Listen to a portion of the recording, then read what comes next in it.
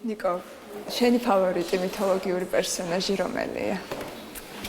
იცი რა არის, ვფიქრობდი ძალიან ბევრს და სიმართლე გითხრა, ვერ ჩამოვყალიბდი, გულწრფელად რომ გითხრა, იმიტომ რომ რაღაცნაირად მითოლოგიებს ზოგადად ბერძნულ მითოლოგიებს ვკითხულობდი ბავშვობაში და აღფრთოვანებული ვიყავი, ზოგჯერ ძალიან ილუზიებში გადავარდებოდი ხოლმე, რაღაცა წარმოვიდგენდი, ზოგჯერ მე რაღაცა რეალობას ვენარცხებოდი და მოკლედ ეს ბავშვური ინფანტიური წარმოდგენები მქონდა, თუმცა გარკვეულწილად გავლენები აქვს ალბათ შემდეგ ცხოვრების განმავლობაშიც. ნუ მათ შორის ლიტერატურაში, მათ შორის ისტორიაში, კინემატოგრაფშიც არის ასახვა. ხო იცი რა არის მითოლოგია ეს არ არის უბრალოდ ლამაზი ზღაპრები. ფაქტობრივად შეგვიძლია ვთქვათ, რომ კაცობრიობის კოლექტიური მეხსიერების ენციკლოპედიაც კი არის. მიუხედავად იმისა, რომ ის მოგვითხრობს ოლიმპოს ღმერთების და სხვა გმირის ისტორიას, მისი მორალი ხშირ შემთხვევაში არის ძალიან მიწიერი. ჩვენი შიშები, ადამიანური სისუსტეები და მისი არეკლა ბუნებრივი უკვე საუკუნეებია ხდება ხელოვნების სხვადასხვა დარგში, რატომ ვუბრუნდებით ისევ და ისევ მითოს თემაზე ვცად ვისაუბრებთ ჩვენ სტუმართან ერთად გიორგი ქავთარაძე, მითოლოგიის მასწავლებელი, ფილოსოფოს შემოგვიერთდება. მოგესალმებით. გიორგი, უპირველეს ყოვლისა, მითის განსაზღვრებაზე გვესაუბრეთ. რით განსხვავდება სტრუქტურულად, კონცეპტუალურად მითი, იგივე ზღაპრისგან ან ლეგენდისგან? ნუ დაითქვას, რომ ეს ერთადერთი ესეთი მნიშვნელოვანი კითხვა არის, რაც მითოში დაისმის, მითოსის არსის შესახებ. და საზოგადოდ ხშირად არის ხოლმე შეცდომა, რომ ფოლკლორი და მითოსი ერევათ ხოლმე ერთმანეთში. კი. მითოსი, აი ყველასათვის რო იყოს ჩვენი მსმენელისთვის, აი დაუშვათ, როდესაც ფიზიკაზე ვსაუბრობთ, ფიზიკოს უფრო აინტერესებს, დაუშვათ, როდესაც ქიმიაზე ვსაუბრობთ, ქიმიკოს უფრო აინტერესებს. მითოსი ეს არის საყოველთაო ყველა ადამიანისთვის. ამიტომ ძალიან მარტივი მაგალითი შემიძლია მოვიხმო, პრაქტიკული მაგალითი იმისთვის, რომ ჩვენმა მაყურებელმა სვენმა გაიგოს და თავისი გამოცდილება დაინახოს ამაში. აი წარმოვიდგინოთ, რომ ადამიანი, რომელიც აკვირდება ვარსკვლავებს. თუ ის დაუშვათ მეზღვაურია, მას პრაქტიკული ბიზნესთვის იყენებს, კერძოდ ძველად ჩვენ ვიცით, რომ ვარსკვლავებზე დაკვირვებით მეზღვაურები ახდენენ თუ საერთოდ შეიძლებოდა, ასე ვთქვათ, გზის წარმართვა, ხო? მეორე მხრივ, თუ ასტრონომია ადამიანი აკვირდება ვარსკვლავებს და ციურ სხეულების განლაგება აინტერესებს და ასე შემდეგ, მაგრამ ახლა ცოტა ხნით წარმოვიდგინოთ ადამიანი, რომელიც არანაირი პრაქტიკული მიზნები მას არ გააჩნია და უბრალოდ უყურებს ვარსკვლავებით მოჭედილ ცას. რას ხედავს და რას კითხულობს? აი ეგ არის ძალიან საინტერესო. ეს ინდივიდუალურია ალბათ, ხომ? რას ხედავს და რას კითხულობს? სად იბადება მითოსი? აი სწორედ ეს მომენტი მინდა. განსაზღვრო, რომ როდესაც ადამიანი უყურებს ვარსკვლავებით მოჭედილ ცას, ის რას განიცდის? განიცდის სიცოცხლეს თავისთავად. მე ხშირად ხუმრობ ხოლმე თუ იმის შესახებ, რომ რატომ ადამიანები რატომ არ უყურებენ დაის. და პასუხი ასეთია, იმიტომ რომ უფასოა. როგორც კი. საინტერესო პასუხია. ეგ ბევრ ამას ეხება. მითოსი იბადება იქ, სადაც ადამიანში არის განცდა საკრალურის, განცდა სიწმინდის და განცდა სიცოცხლის თავისუფლიანობაში. იმიტომ რომ თუ კი დავაკვირდებით ადამიანს და მის ანთროპოლოგიას, ხო ადამიანი არის ერთადერთი არსება, რომელსაც არ შეუძლია იცხოვროს საზრისის გარეშე. არა მხოლოდ ადამიანი, რა თქმა უნდა, ბუნების ნაწილია და ინსტინქტებით ცხოვრობს, მაგრამ გარდა იმისა, თუ როგორ უნდა იცხოვროს, რასაც მეცნიერება ეხმარება თანამედროვე ადამიანს და ტექნოლოგიები, მთავარი საკითხი დგას, თუ რატომ ცხოვრობს. და მითოსის მთავარი დანიშნულება იყო სწორედ ის, რომ ადამიანისთვის მიეტანა საზრისი. აქედან გამომდინარე, ძველი ადამიანები იხსენებდნენ მითოს. და მითოსის შემადგენელი სამი ელემენტი არის, სად ხდება მითოსი, სადაც ეს არის სამი ელემენტი. პირველი, თავისუფალი დრო, ანუ მოსალეობა. მეორე, დღესასწაული და მესამე, ეგრეთ წოდებული მითოსის დიალექტიკა. აი, თუ ძველ ბერძნული მითოლოგია ახსენეთ თქვენ და მოდი მოვიხმოთ პლატონი. პლატონს აქვს ასეთი რამ. ღმერთებმა დიონისემ და აპოლონმა მოიგონეს დღესასწაულები, რათა ადამიანები ეხსნათ ტოტალური შრომისაგან. ანუ ადამიანები მიჯაჭვული არიან ყოველდღიურობას თავისი საზრუნავებით, ხოლო მითოსი ჩვენ გვაძლევს საშუალებას იმისას, რომ აი როგორც დასაწყისში თქვით, ვუჭრიტოთ ვარსკვლავებს და დავინახოთ სამყარო თავის მთლიანობაში. ეხლა თუმცა საბოლოო ჯამში მითოსიც ხომ საკმაოდ მძაფრია მითოლოგიური ნაწარმოებები, საკმაოდ მძაფრი, ტრაგიკული, იქ არის როგორც ფიზიკური ბრძოლა, ასევე სულიერი შინაგანი ბრძოლა ადამიანის ეგზისტენციალური კრიზისი. ნამდვილად არის მხოლოდ სადღესასწაულო საკითხავი. აი ეს არის ძალიან საინტერესო. აი ეს არის ის საკითხი, რომელიც ჩვენ თავიდან უნდა განგვესაზღვროთ ფოლკლორსა და მითოს შორის განსხვავება და მოვიხოთ აქვე ისევე პლატონი. პლატონს თავის სახელმწიფოში, სადაც მესამე წიგნში ამ საკითხებს ეხება და ის საუბრობს ჰომეროსს. მოგეხსენებათ ბერძნული მითოლოგიის კორპუსი, თუ კი ავიღებთ ამას, ეს არის პირველადი ტექსტი, ეს არის ჰომეროსის ილიადა. ხო? სადაც არის ასე ვთქვათ მონათხრობი ღმერთებს შორის დაპირისპირებაზე, რომელიც ეს აისახება მიწაზე ისტორიაში, ხო? აქაველებსა და ტროელებს შორის დაპირისპირებით, ხო?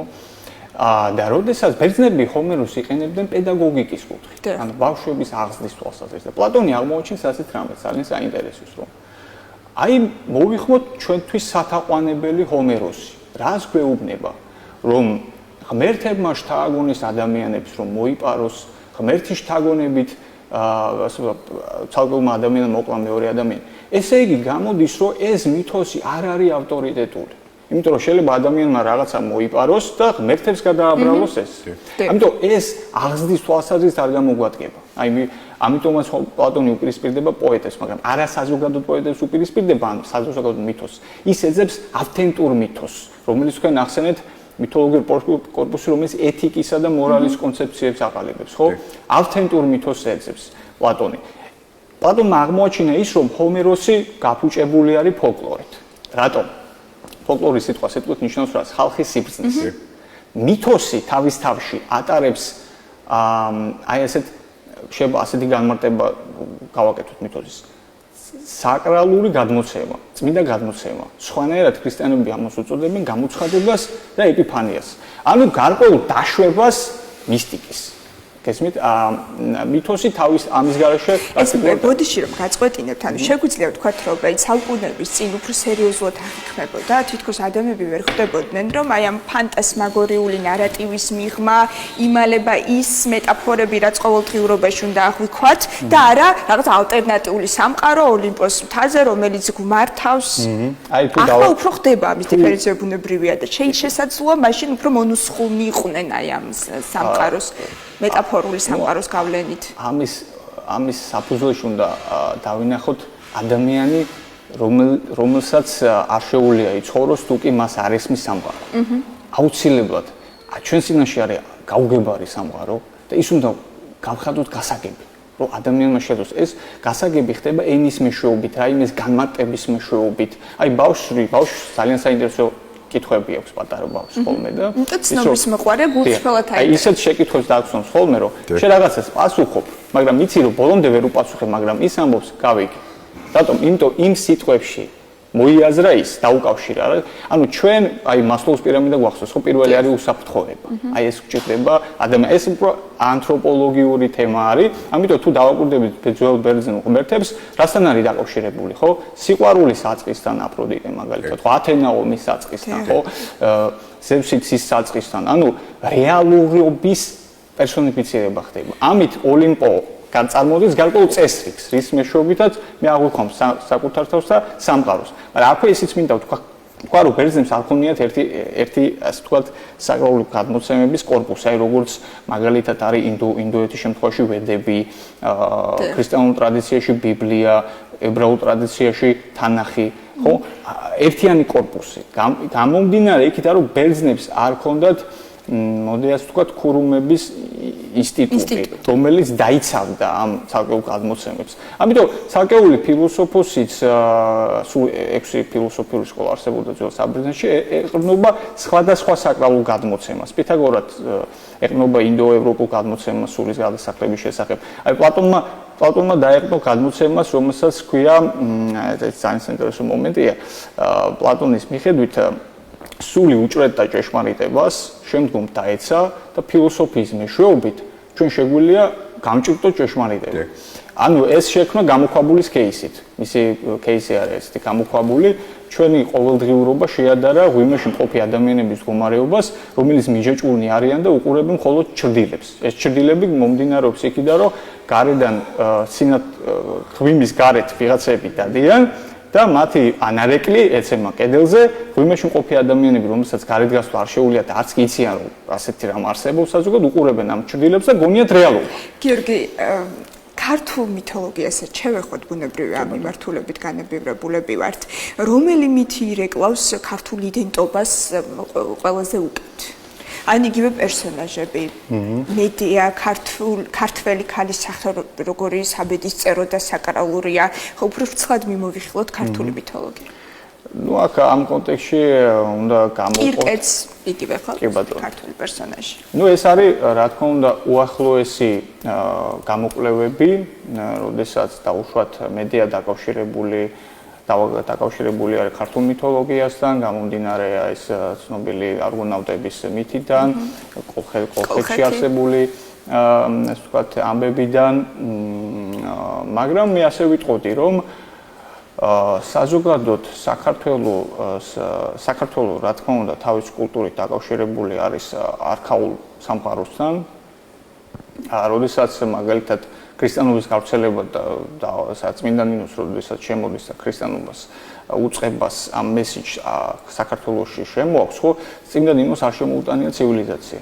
მან შემოიტანა ქრისტიანული მესიჯი. ცივილიზაცია უკვე იყო, ცხადია. აქედან გამომდინარე გარკვეული სახის მითოლოგია, დაუშვათ არმაზის მიჯეჭვული არმაზის მითი, რომელიც შემდგომ მე-19 საუკუნეში, ასე ვთქვათ, ჩვენი განმანათლებლებით ებრაული ფართოდ უწოდებთ, ხო? ამის რეფლექსიის საგანი ხდება, რომ ხომ არ არის ეს საქართველო, ან რუსთაველის ვეფხისტყაოსანი, ხო, დაკავშირებული ხდება ნაციონალურ საწყისებთან. თუმცა თუ კლასიკური მითების ასე ვთქვათ, სამყაროს ავიღებთ, დაახლოებით ჩვენ წელთაღრიცხვიდან 800 წლიდან პირველ საუკუნემდე, აი ეს პერიოდი, რასაც კალიასპერსი უწოდებს ღერძულ დროს, ხო? ქართული მითოსი თავისი ბუნებით არის ასე ვთქვათ, ზოგად საკაცობრიო, ის არ არის კონკრეტულად, მოდი ასე ვთქვათ, ნაციონალიზმისაკენ ორიენტირებული, მითოსის ნაციონალიზმისკენ ორიენტირება ეს წმინდა მე-19 საუკუნის ასე ვთქვათ, მოდერნული პროექტის თემა არის, იმიტომ რომ მანამდე საშუალო საუკუნეებში და ანტიკურ ეპოქაში ნაციონალიზმის საკითხი საერთოდ არ იდგა. ამიტომ ისე რამდენად რელევანტურია ბოდი შევგაწყვეტინებს თქვენთვის ესე მივაკუთვნოთ, რომ აი ეს მითოსი კონკრეტულად აი ამ ერის სახეს ირეკლავს და არა სხვა ერის, თუ არის უნივერსალური და ის რომ მითოსი უნივერსალურია ამ ფაქტს ამყარებს თუ არა იგივე ფროიდის ფსიქოანალიზი. ძალიან საინტერესო მომენტია ფროიდთან ესეთი პარალელის გავლება. ნუ უპირველესად სად უნდა ვეძებოთ, რომ მიკუთვნებულობის საკითხი სად დგება. რა თქმა უნდა, ენაში უნდა გამოიხატოს. არის საკითხი, რაც დაუშვათ ქართულ ენაზე უკეთ გამოითქმება, ხო? და უცხოურ ენაზე ისე არ გამოითქმება. ანუ რამდენად დაიტია ქართულმა ენამ გარკვეული სახის ფილოსოფიური, მითოსური შინაარსები. სწორედ აქედან გამომდინარე, ერთ-ერთი კრიტერიუმები ვადგენთ, რომ სწორედ ქართულ იდენტობასთან ასოცირდება, ქართულ კოსმოგონიასთან, მოდი ასე ვთქვათ, ხო? და ქართულმა ენამ სხვადასხვა ძალიან ბევრი რამ მოახერხა ამ აზრით, იმიტომ რომ ჯერ ერთი ბერძნული თარგმანები ძალიან ბევრი იყო შუა საუკუნეებში, დიდი ტრადიცია ჰქონდა ამ მიმართულებით, ფილოსოფიურ თუ მითოსურ ტრადიციებს შემოჰქონდა.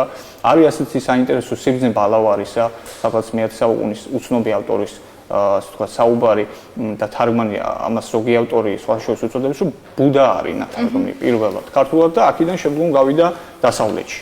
და ეს მომენტი, რომ ქართულ ენას შეუძლია მსგავსი სააზროვნო ტრადიციების საკუთარ თავში დაწევა, მიღება და ამაზე რეფლექსია, ხო, ამის გამოხატულება შუა საუკუნეებში იყო მაგალითად გეოთის აკადემია, რომელსაც სხვანაირად არსენი ყაცოელი უწოდებდა ახალი ათენა და ახალი იერუსალიმი.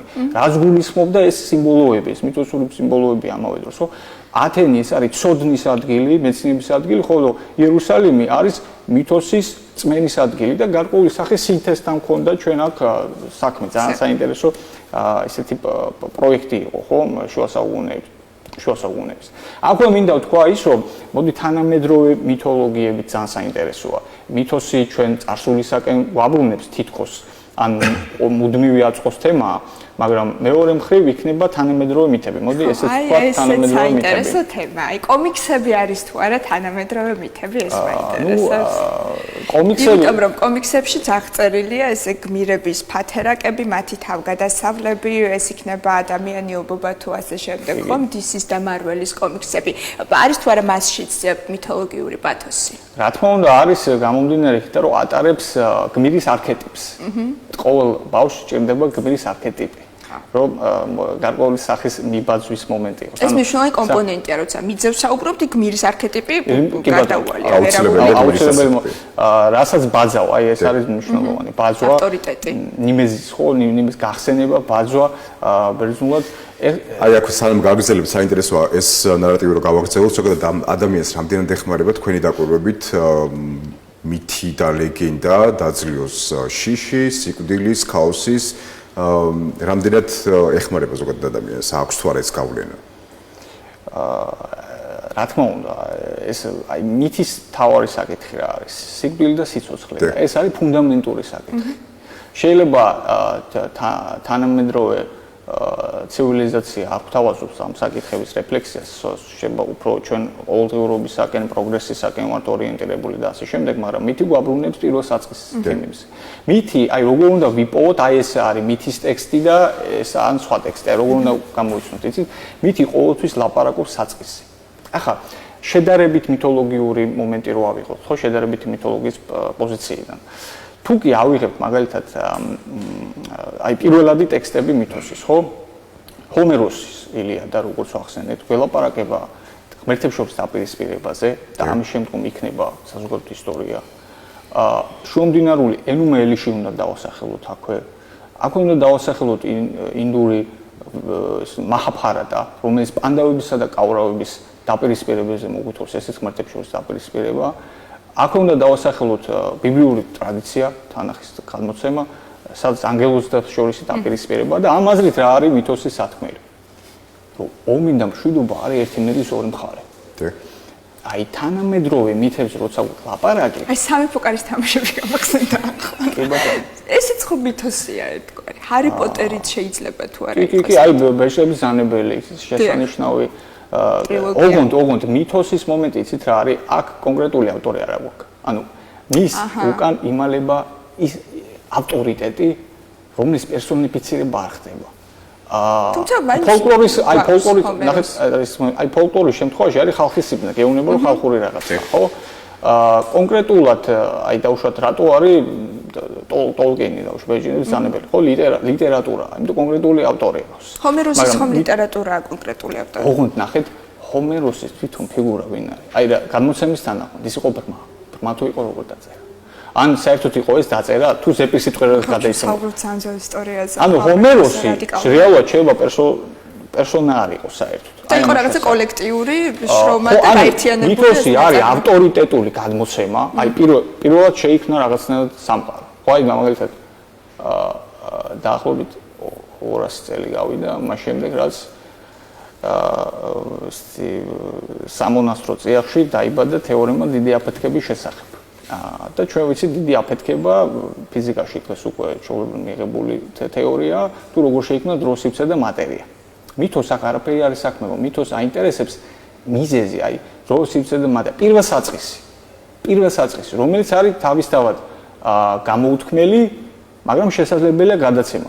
აი, როდესაც მე ვახსენე, რომ ძველი ადამიანები მითოს იხსენებდნენ და გადაცემდნენ, ეს არის ავტორიტეტული პირველი ცოდნა, რომელიც გაწვდის საზრეს. ამ აზრით რით განსხვავდება თანამედროვე მითოსი და ძველი მითოსისთვის თუ არის რეგრესული, ანუ პირველ საწყისი არის ნამდვილი და კარგი და დროში ასე ვთქვათ დავცილდით მას. ამიტომ გაფუჭდა ბევრი რაღაცები, ცოდნები. და თანამედროვე მით იდგას პროგრესი. აი მაგალითად, ჩვენ ყველანი ვსწავლობდით სკოლაში. წარსულისკენ რო გაიხედები რას ხედავ. რა თქმა უნდა ქვის ხანა. და ჩვენ კაცობრიობა ვითარდება, მოვდივართ თანამედროვე ტექნოლოგიურ ცივილიზაციამდე. ხო ეს კარლ მარქსის მიერ შემოთავაზებული ძალიან საინტერესო მითია. ოღონდ მითი ამას არ ეწოდება თანამედროვე ენაზე, ეს არის იდეოლოგია. იდეოლოგია ისევე კარლ მარქსის განმარტებით არის ყალბიცნობიერება. ანუ მითოს როგორც იდეოლოგიას დღეს დანიშნულება აქვს ის, რომ ადამიანში ჩამოაყალიბოს ცნობიერება.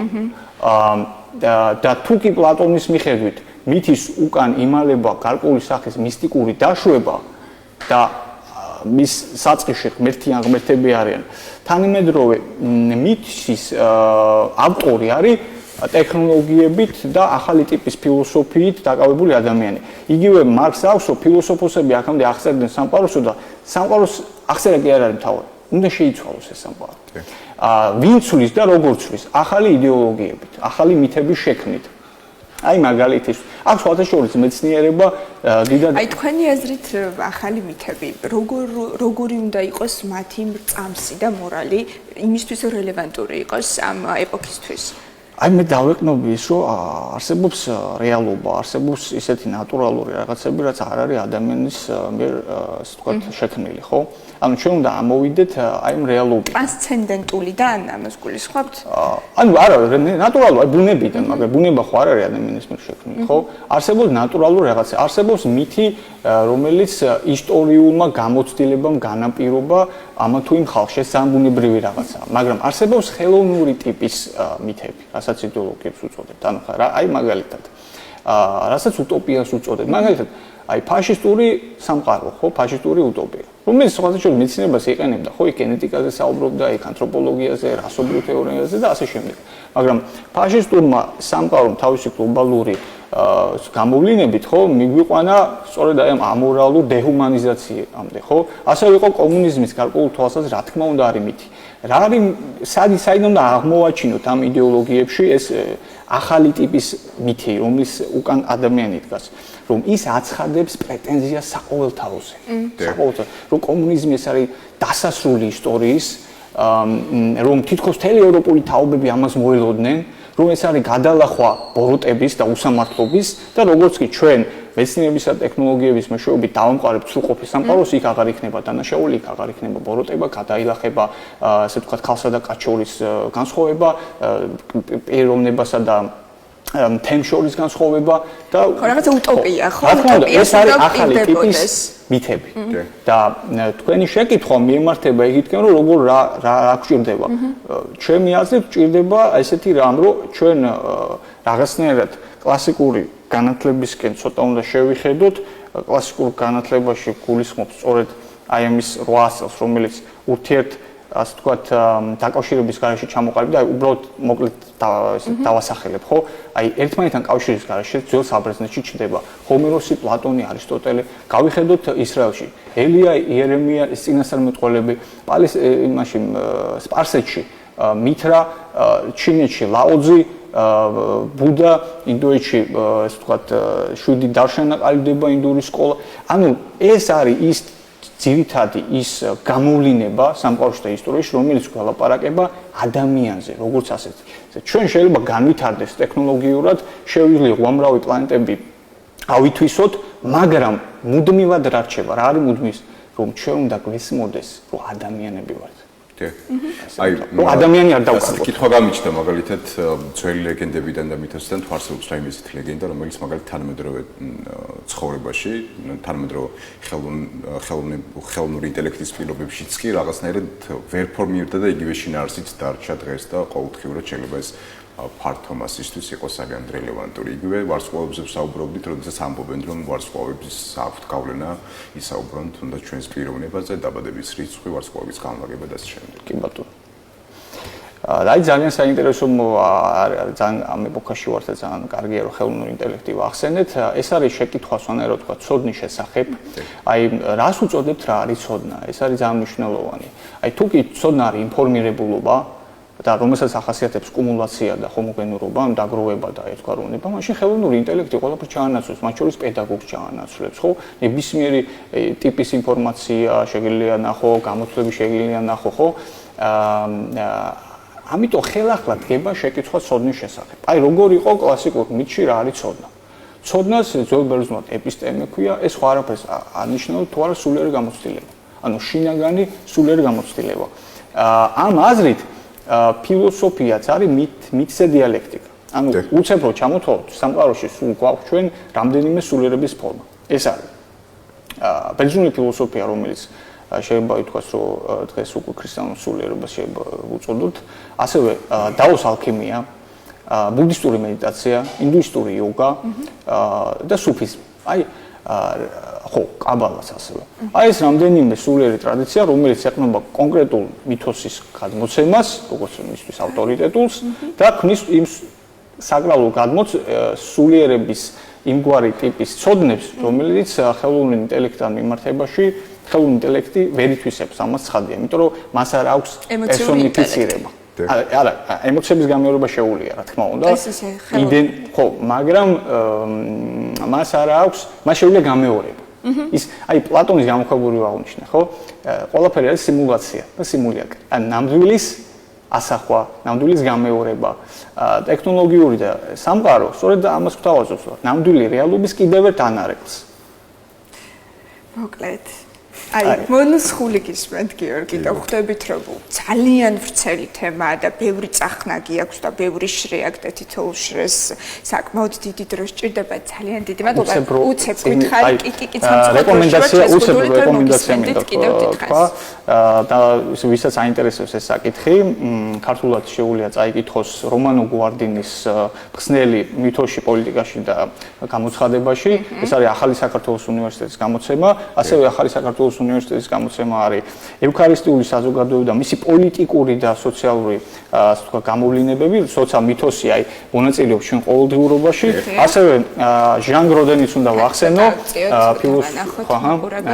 ფილოსოფი, რელიგიის ფილოსოფია, რომელიც ეს მითოსის საკითხები არის განხილული და ასევე მინდა უნიშნო გიორგი მასალკინის ბოლოს გამოშვებული წიგნი, სადაც ჩვენ როცა გვაინტერესებდა რომ ახალი ტიპის მითები, ეროვნება და ნაციონალური ნარატივი, ხო, როგორი იქნება უახლოეს საქართველოს ისტორიაში, ასევე ურჩევა ამ წიგნს. სასიამოვნო ბატონ გიორგი, ხშირი სტუმარია ჩვენ და წიგნზე ჯერ არ უსაუბრია, ხო, შეგვიძლია მოვიწვიოთ სტუმრად. ძალიან დიდი მადლობა გიორგი, რომ იყავით ჩვენთან. ფაქტია, რომ არეკლა ხდება ყოველ საუკუნეში ხდებოდა და ყოველთვის აქტუალური იქნება მითოლოგია, რადგან ის მოგვითხრობს ადამიანური მიწიერი მწამსის შესახებ და ბუნებრივია ეს არასდროს დაკარგავს პოპულარობას. მადლობა გიორგის.